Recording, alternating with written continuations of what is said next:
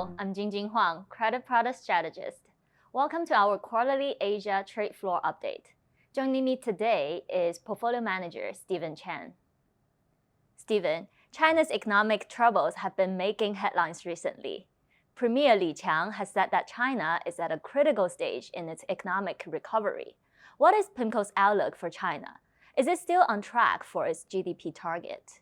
We believe China's 2023 GDP growth target of 5% will not be difficult to achieve, given its very strong first quarter growth. But its post-COVID reopening momentum appears to be fading.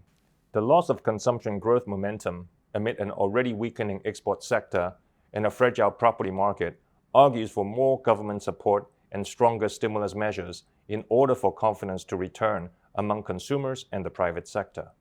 However, we believe any near-term credit or fiscal easing in China will likely be targeted and modest. A significant proportion of China's GDP, some estimated were as high as 30%, used to come from its property sector and the related industries. Do you think the latest support measures announced are enough to reignite the sector's growth?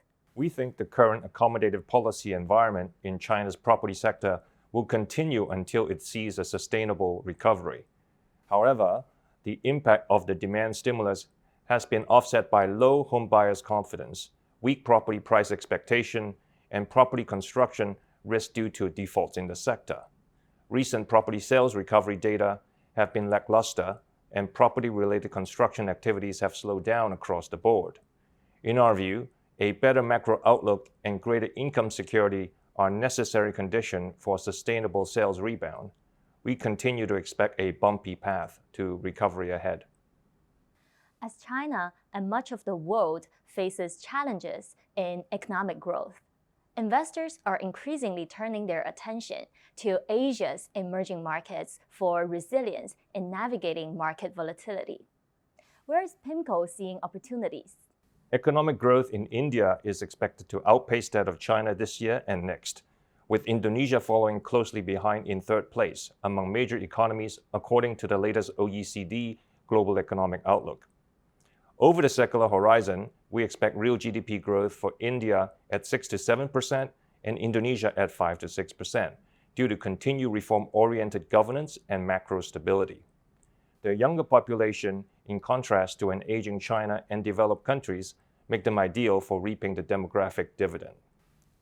For India, the renewed manufacturing push, production-linked incentives, and closer ties with the US position it as the top destination for the China Plus One strategy. India's focus on becoming self-sufficient and its strong digital infrastructure make it a leader in services exports and public digital infrastructure. Additionally, India's energy transformation agenda, particularly in solar energy and green hydrogen, is expected to drive further growth. Indonesia's growth potential lies in downstream processing of its natural resources, replicating the success it has seen with nickel.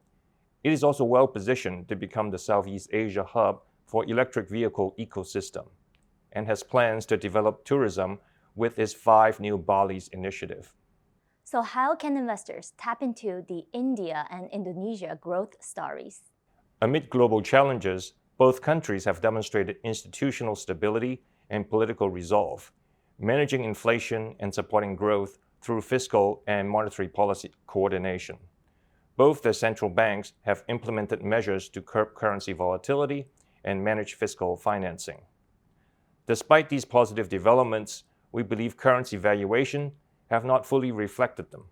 Given favorable cyclical developments, steady interest rate and credit profile, we see scope for currency appreciation and growth outperformance, along with increased capital inflows.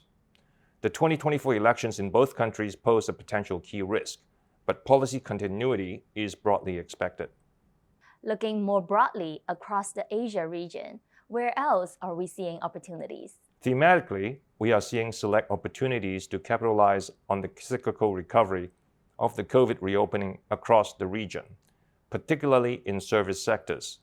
Overall, we believe inflation is not a problem for most of the Asia region, with a number of central banks pretty much done with tightening and perhaps reaching their inflation targets by the end of the year.